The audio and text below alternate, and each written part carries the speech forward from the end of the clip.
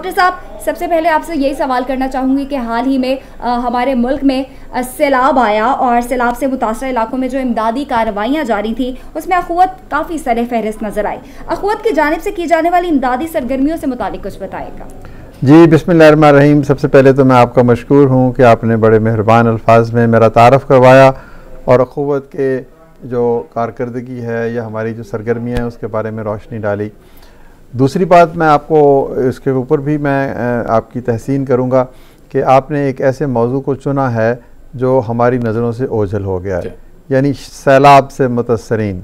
अब मैंने नहीं देखा पिछले 1.5-2 महीनों में किसी टेलीविज़न पे या मीडिया के किसी चैनल पे या फेसबुक पे या किसी अखबार के या इलेक्ट्रॉनिक मीडिया, जिस तरह भी आप मीडिया के मुख्तलिफ सेक्शंस हैं, कि किसी ने उन लाखों लोगों के बारे में कोई आवाज़ उठाई हो जो अभी भी सर्दी की शिद्दत के बावजूद खैमों में पनाह गज़ीं हैं।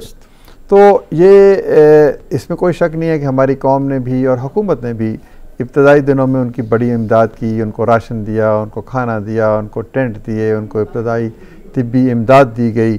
तो उनको 2-3 महीनों के लिए जो वो घरों से बेघर हुए तो बहुत हमने अपने सीने से लगा के रखा। बट मसला ये है कि अब क्या उन्होंने वापस नहीं लौटना? जब वो वापस लौटेंगे तो वो घर जो टूट गए उनकी छत कौन बनाएगा? ये पनाह कहाँ पे लेंगे? सर्दी के मौसम में ये अपने बच्चों को कहाँ छुपाएंगे? नंबर 1।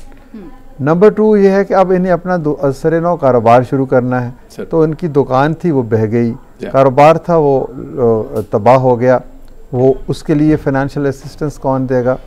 तीसरी चीज़ ये कि इनके जानवर, माल, मवेशी, उनमें से भी अक्सरियत जो है वो मर खप गए, तो वो कौन सी मदद कहाँ से आएगी? और चौथी चीज़ ये कि इनमें से बहुत से लोग ज़राअत पेश आएँ, तो पहली फसल तो तबाह हो गई बारिश की वजह से। अब पानी खड़ा है, कहीं पानी नहीं खड़ा, तो अगली फसल को काश्त करने के लिए वसाइल कहाँ से आएंगे? यानी मैं आपकी तवज्जो रिलीफ के बाद रिहैबिलिटेशन की तरफ दिलवाना चाहता हूँ कि आपने सैलाब के हवाले से हमारी कारकर्दगी पूछी। अल्हम्दुलिल्लाह बहुत से और अदारे हैं जिनके साथ मिलकर या जिनकी तरह से हमने भी सैलाब में घिरे हुए अपनी बहनों भाइयों को हाथ थामा, उनको मदद दी और तकरीबन 80,000 ख़ानदानों को हमने अखुवत के जज्बा के तहत अपना भाई बनाया, दोस्त बनाया। और फिर हमने उनको 6 हफ़्तों की या 7 हफ़्तों के लिए खाना दिया, राशन दिया या कैश इमदाद दी या टेंट शामियाने दिए या अद्वियात दी, ताकि वो कुछ अर्सा गुजार सके। प्रोसेस के अंदर अब तक कितना तरीक़ाकार, क्या लाहे अमल था और किस तरीके से वहाँ तक रीच आउट किया गया और कितने मुतासरीन तक आपकी इमदाद पहुँची? जी, वही मैंने अर्ज़ किया ना जी कि रिलीफ के काम में, इब्तदाई काम में तो हमने कोई 80,000 के लगभग ख़ानदान, जिसमें अक्सरियत बलूचिस्तान की थी, सिंध की थी, फिर KP और फिर पंजाब। तो अब हमने कहा कि ये काम यहाँ ख़त्म नहीं हुआ, अभी तो इस काम का आगाज़ है। इन लोगों को हमने अपने पाँव पर कैसे खड़ा करना है? तो फिर हमने उसके लिए एक और पैकेज बनाया रिहैबिलिटेशन का। उसमें हम लोगों को कहते हैं कि आप अपने घर की तामीर के लिए हमसे 1 से 3 लाख रुपए तक का बग़ैर सूद के कर्जा ले लो और उसको फिर 4 साल में या 5 साल में आहिस्ता आहिस्ता एक साथ में वापस कर दो। बहुत शानदार। तो अब ये तो नहीं है कि हम लाखों हज़ारों लोगों को मुफ्त घर बना के दें। इससे पहले भी तो उन्होंने घर बनाए थे, वो हमने तो नहीं बनाए, उन्होंने अपनी मेहनत के ज़ोर पे बनाए, अल्लाह की रहमत से बनाए। अब मैंने एक बंदे से पूछा कि तुमने पहले घर बनाया था, अगर कभी वो घर ख़राब हो जाए, टूट जाए, बारिश आ जाए, खुदा न खास्ता आग लग जाए, नुकसान हो जाए, वो सीधा हो जाए, तो तुम क्या करते हो? उसने कहा जी मैं नया घर बना लेता हूँ। मैंने कहा कैसे बनाते हो? उसने कहा जी अपने किसी दोस्त रिश्तेदार से कुछ पैसे उधार मांगता हूँ, कुछ अपनी तरफ से डालता हूँ। तो मैंने उसे कहा कि अगर वो दोस्त और रिश्तेदार मैं बन जाऊँ, मैं तुम्हें 1 लाख, 2 लाख, 3 लाख रुपए दे दूँ, तो क्या तुम अपने दोस्त को जब वापस करते हो, रिश्तेदार को करते हो, तो क्या मुझे कर दोगे? तो उसने कहा क्यों नहीं, क्योंकि मुझे पता है कि आपने मुझसे वापस लेके अपनी जेब में नहीं डालने बल्कि किसी और को देने हैं, तो मैं नेकी का जवाब नेकी से ही दूंगा। तो इस तसव्वुर के तहत हमने फिर कहा कि हम कम से कम 20,000, 30,000 घर बनाएंगे और वो लोग जब पैसे वापस करेंगे वो किसी और के काम आएंगे। अच्छा सर, नेचुरली एक ट्रस्ट डेफिसिट आपने सुना होगा कि ये जो चैनलाइजिंग चैरिटी ना होने की वजह से, यानी कोई तरीकाकार ही चैरिटी का नहीं है और हुकूमतों के ऊपर जो मेरा ज़ाती राय है, मैंने देखा है कि हुकूमती माल जब पूरी दुनिया से जब भी इमदादी चीज़ें आती हैं वो सर बिखर जाती हैं और लोग जो है वो इधर उधर बेच रहे होते हैं और वो सही जगहों पे नहीं पहुंचती। आपका मॉडल बिल्कुल ही अलग है सैलाब ज़दगान के लिए भी। ये फरमाइएगा सर कि ये ट्रस्ट डेफिसिट क्यों हो गया, इस पर मैं ज़्यादा सवाल नहीं पूछूंगा, लेकिन आपने इस मॉडल क्यों अपनाया जो कि बड़ा प्रैक्टिकल, हालांकि अखुवत के ऊपर आप बात कर रहे हैं और आपने बड़ी प्रैक्टिकल अप्रोच के साथ ये लिया कि इनको जो है वो अपना भाई बनाकर और उनको कर्ज की सूरत में जो है वो घर बना के दिया जाए। जी देखिए, ट्रस्ट डेफिसिट की जो आपने बात की है ना, ट्रस्ट डेफिसिट की बुनियाद ये है कि क्या देने वाले की नीयत ठीक है, नंबर 1, क्या लेने वाला वाकई मुस्तहिक है या कोई ऐसा शख्स है जो किसी सियासी बुनियाद पर, ज़ात और बरादरी की बुनियाद पर या दोस्ती की बुनियाद पर मुंतखब किया गया।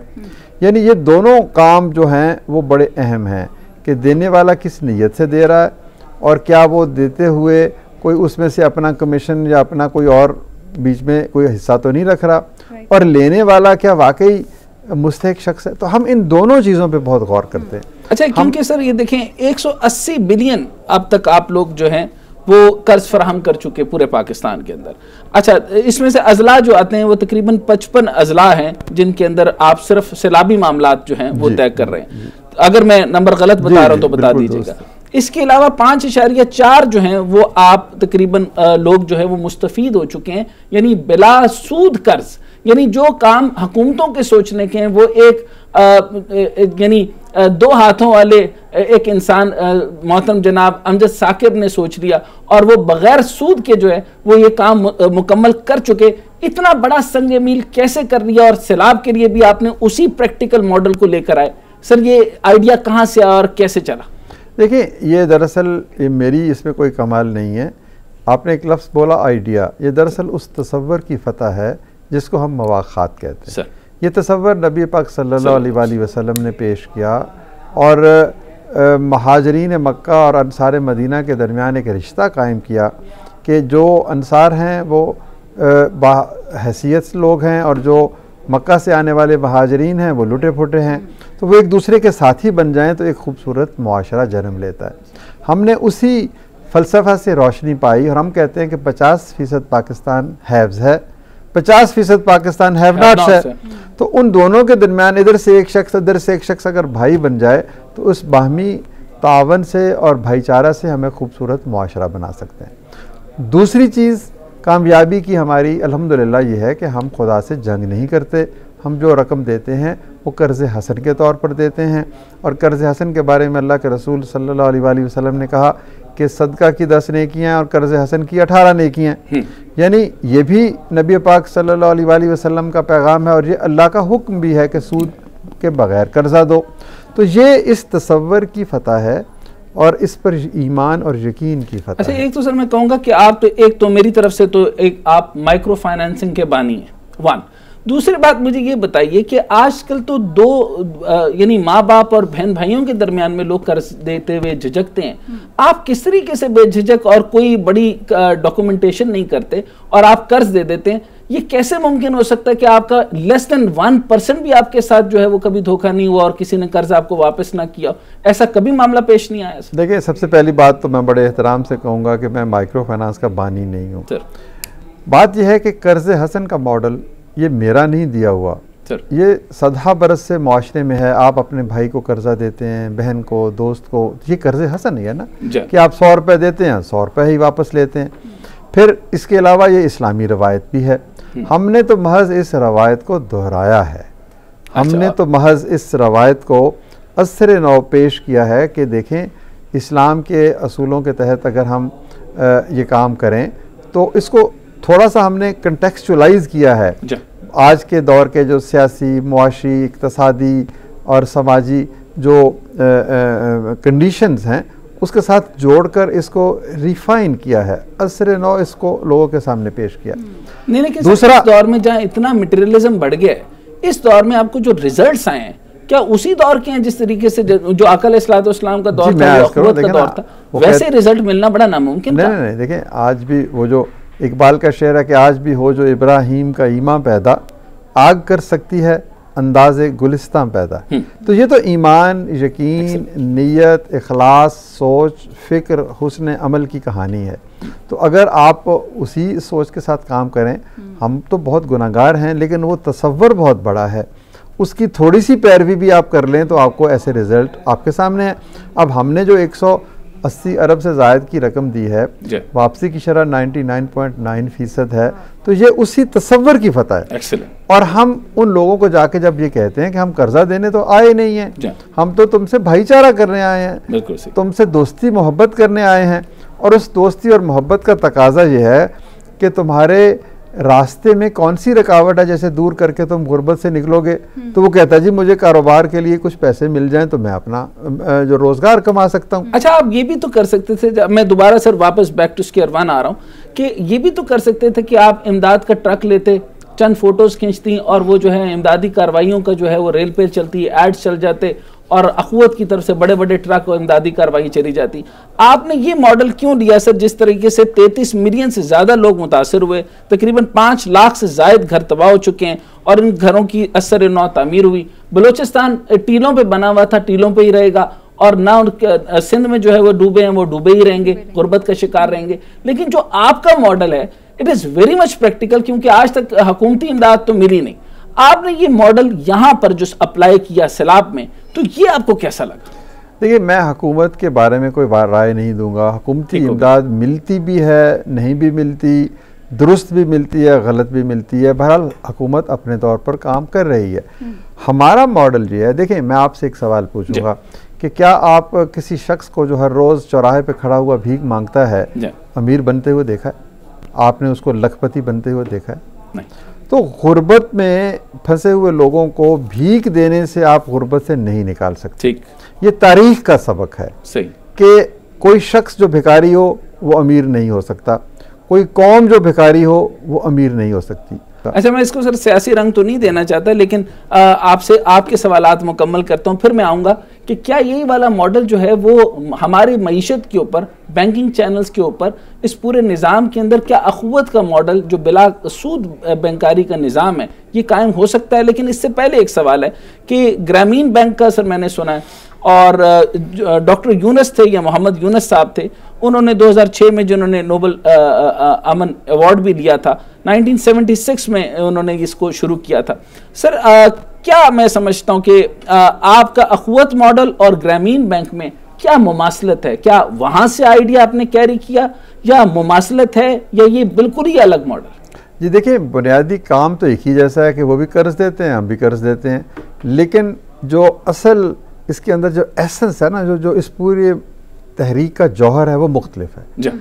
इसलिए कि जो ग्रामीण बैंक है या जो कन्वेंशनल बैंक्स हैं उसमें आप सरमायादारी की एक्सटेंशन कर रहे हैं, कैपिटलिस्टिक निज़ाम की एक फर्दर अगली जहत है या अगला कदम है। बिल्कुल ठीक है। अब उनकी विजन यहाँ से डिराइव शायद होती है, हमारी विजन ड्राइव होती है मवाखात मदीना से, क्योंकि हम ना सूद लेते हैं ना सूद देते हैं, और हम किसी शख्स को कर्ज देते ही नहीं है, हम तो उसको अपना भाई बनाते हैं और उस रिश्ते के तकद्दस और तकाजे के तौर पर उसको कुछ रकम पेश करते हैं। यानी हम दोनों इदारों का अगर आप मवाजना करें तो तरीक़ाकार में यकसानी हो सकती है, लेकिन ये दोनों तरीक़ाकार अखज़ कहाँ से होते हैं, सरचश्मा फैज़ क्या है, विजन कहाँ से डिराइव होती है, उसमें बहुत इख्तलाफ है। अच्छा, ये ग्रामीण जो था वो बिल्कुल उसका सूद से लेना देना नहीं था, ये तो बिल्कुल बगैर सूद के निज़ाम चल रहा है ना? जी नहीं, जो ग्रामीण बैंक है